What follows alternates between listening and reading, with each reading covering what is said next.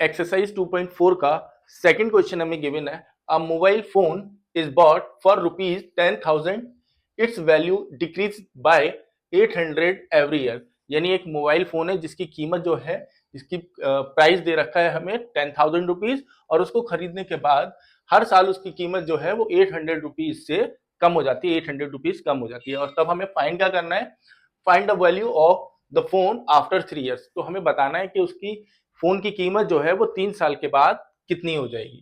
First, second हमें क्या बताना है, make a table for the value of for t varying from 0 to 8 years. यानी 0 से लेकर 8 ईयर्स तक जो मोबाइल फोन होगा उसकी वैल्यू में कितनी कमी आएगी, यानी क्या क्या कीमत रहेगी 1 साल के बाद, 2 साल के बाद, 3 साल के बाद, ये चीज हमें बतानी है।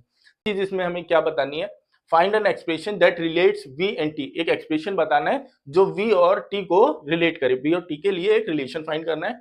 And explain why it represent linear decay. और ये लीनियर डिके क्यों शो कर रहा है वो चीज बताना है, यानी कि जब हम इसको रिलेशन निकालेंगे वो एक लीनियर इक्वेशन आएगा, और वो लीनियर इक्वेशन क्यों आ रहा है ये चीज हमें बतानी है। स्टार्ट करते हैं क्वेश्चन को। सबसे पहला काम जो हमें गिवन है इंफॉर्मेशन वो लिख लेते हैं, of price of mobile phone, जो कि हमें गिवन है ₹10,000। क्लियर। उसके बाद डेप्रिसिएशन इसमें कितना दे रखा है,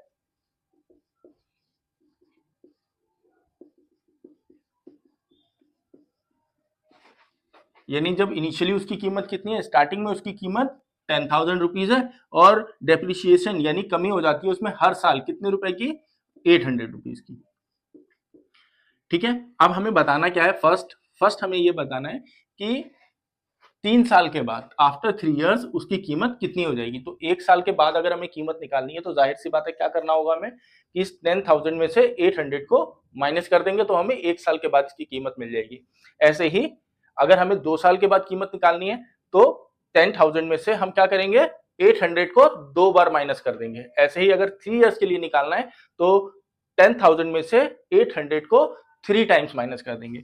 so value of phone after 3 years कितनी हो जाएगी। सबसे पहले क्या करना है, ₹10,000 माइनस 3 इंटू 800, यानी 800 में से 800 को हमें क्या करना है, 3 टाइम्स माइनस करना है। तो सिंप्लीफाई कर लेते हैं, ये हो जाएगा 10,000 माइनस 3 से मल्टीप्लाई कर लेते हैं 24, इसको माइनस कर लेते हैं माइनस, तो ये आ जाएगा इसका फाइनल आंसर है। एक टेबल बनानी है,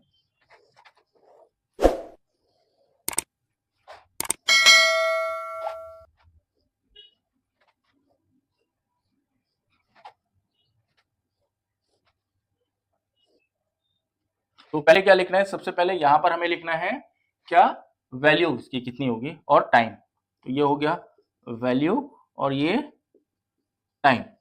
ठीक है, टाइम को रिप्रेजेंट करेंगे टी से और वैल्यू को रिप्रेजेंट करेंगे वी से।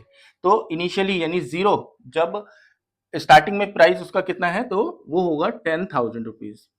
क्लियर है। उसके बाद 1 ईयर के बाद क्या होगा, इसमें से ₹800 कम हो जाएंगे, तो हमें 10,000 में से 800 माइनस करके लिख देना है। 800 माइनस करेंगे हमारे पास आ जाएगा 9,200 ऐसे ही 2 साल के बाद क्या होगा, इसमें से फिर से 800 माइनस कर देंगे, ये हो जाएगा 8,400। इसके बाद 3 इयर्स के लिए क्या करना है, हमें इसमें से फिर से 800 माइनस कर देना है, तो ये हो जाएगा 7,600। 4 इयर्स के लिए क्या करना है, 4 इयर्स के लिए हमें क्या करना है, इसमें फिर से इसमें से हमें 800 माइनस कर देना है, तो ये हो जाएगा 6,800। उसके बाद 5 इयर्स के लिए इसमें से फिर से 800 माइनस कर देना है, तो ये आ जाएगा 6,000। ऐसे ही 6 इयर्स के लिए क्या करना है, फिर से इसके अंदर से माइनस करना है हमें 800, तो ये 5,200। 7 इयर्स के लिए और देन फिर हमें निकालना है 8 इयर्स के लिए, तो 7 इयर्स के लिए कितना हो जाएगा, इसमें से 800 माइनस करेंगे, ये आ जाएगा 4,400। और 8 इयर्स के लिए इसमें से फिर से 800 माइनस करना है, तो ये हो जाएगा 3,600। 100 कि हमें प्राइस निकालना था 3 इयर्स बाद, 3 इयर्स के बाद उसकी कीमत निकालनी थी कि कितना डेप्रिसिएशन होकर उसकी वैल्यू कितनी बची रहेगी। तो हमने सबसे पहले जो फोन की ओरिजिनल कीमत है वो लिख ली है, फिर डेप्रिसिएशन देख लिया हमने पर ईयर कितना है। अगर 3 साल के बाद निकालना था तो 10,000 लिखा और माइनस 3 टाइम्स हमने 800 माइनस किया, यानी 3 इंटू 800 कर दिया। सॉल्व कर लिया, हमारे पास 7,600 रुपीज इसका आंसर आ गया। सेकंड पार्ट में हमें क्या करना था, सेकंड पार्ट में एक टेबल बनानी थी जिसमें जो डेप्रिसिएशन है वो 0 से लेके 8 ईयर तक शो हो। तो हमने क्या किया, पहले 0 के लिए निकाल दिया, तो 0 के लिए तो पूरी कीमत होगी यानी 10,000 रुपीज। फिर 1 के लिए, उसमें 1 के लिए निकालने के लिए क्या किया, इसमें से 800 माइनस कर दिया। 2 के लिए इसमें से 800 माइनस कर दिया। 3 के लिए फिर से माइनस कर दिया 800, और इसी तरह तक लास्ट तक हम क्या करेंगे, 800 रुपीज पर ईयर माइनस करते रहेंगे। अब आ जाते हैं थर्ड वाले पार्ट में। पार्ट में हमें क्या करना है, एक्सप्रेशन निकालना है। तो हमें जो वैल्यू मिल रही है वो कैसे मिल रही है, वैल्यू, उसके लिए हमें क्या करना है, 10,000 और माइनस करना है उसमें से हमें 800, और जितने टाइम के लिए निकाल रहे हैं, अगर 1 ईयर के लिए निकाल रहे हैं तो 1 से मल्टीप्लाई, 2 ईयर्स के लिए निकाल रहे हैं तो 2 से मल्टीप्लाई, 3 ईयर्स के लिए निकाल रहे हैं तो 3 से मल्टीप्लाई, इस तरह से हम आगे मल्टीप्लाई कर रहे हैं। तो यहां पर हम क्या करेंगे, 800 की मल्टीप्लाई एक वेरिएबल टी से कर देते हैं। यहाँ पर टी जो है वो 1 से लेके आगे 2, 3, 4, 5, 6, 7, 8 कोई भी वैल्यू इसकी हो सकती है, जितने भी ईयर्स के लिए हमें निकालना होगा। तो ये इसकी एक लीनियर इक्वेशन हो जाएगी। तो v is equals to 10,000 minus 800 t, ये इसकी फाइनल एक लीनियर एक्सप्रेशन हो जाएगी।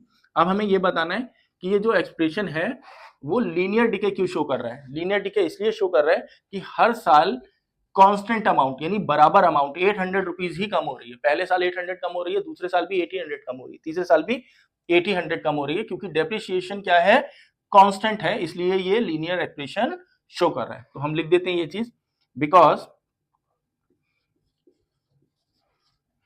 depreciation is constant 800 per year. ठीक है, क्योंकि डेप्रिसिएशन जो है वो 800 रुपीज पर ईयर है, इसी की वजह से ये क्या शो कर रहा है, लीनियर डिके शो कर रहा है।